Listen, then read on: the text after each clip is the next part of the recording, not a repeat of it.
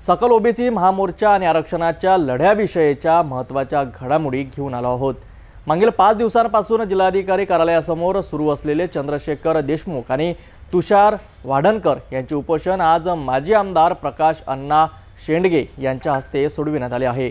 OBC आरक्षणाला धक्का लागू नये यासाठी हा लढा अधिक तीव्र होणार असून लवकरच नागपूर येथे विराट महामोर्चाचे आयोजन करण्यात आले आहे। काय आहेत शेंडगे यांची सरकारला दिलेले थेट प्रतिक्रिया पाहूया सविस्तर रिपोर्टमध्ये। जिल्हाधिकारी कार्यालयासमोर सकल ओबीसी महामोर्चाच्या वतीने चंद्रशेखर देशमुख आणि तुषार वाढणकर यांनी ओबीसी आरक्षणाच्या संरक्षणाकरिता मागील 5 दिवसांपासून साखळी उपोषण सुरू केले होते। 28 सप्टेंबरला माजी आमदार प्रकाश अण्णा शेंडगे यांनी उपोषणकर्त्यांना शरबत देऊन उपोषण सोडविले।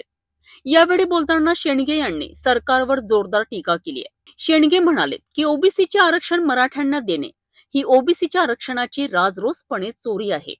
हे ओबीसी समाजावर अन्याय आणि विश्वासघात करणारे कृत्य आहे। त्यांनी सरकारला स्पष्ट इशारा दिला आहे की जर सरकारला खरंच सामाजिक न्याय द्यायचा असेल तर त्यांनी वेगळा प्रवर्ग तयार करून आरक्षण द्यावे, परंतु ओबीसीवर कुऱ्हाड चालवून आरक्षण हिसकावून घेण्याचा त्यांचा डाव आम्ही अजिबात सफल होऊ देणार नाही। या आरक्षणाच्या लढ्याला अधिक धार देण्यासाठी 10 ऑक्टोबर रोजी यशवंत स्टेडियम ते संविधान चौक नागपूर या मार्गावर सकल ओबीसी समाजाचा महामोर्चा आयोजित करण्यात आला आहे।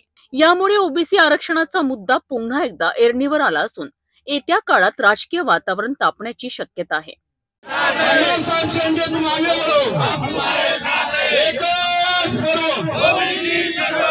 माजी आमदार प्रकाश अण्णा शेंडगे यांनी सरकारला स्पष्ट संदेश दिला आहे।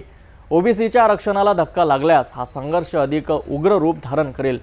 10 ऑक्टोबर रोजी नागपूर येथे होणारा महामोर्चा ओबीसी समाजाची ताकद दाखवून देणारा ठरणार आहे। या आंदोलनाकडे आता संपूर्ण राज्याचे लक्ष लागले आहे।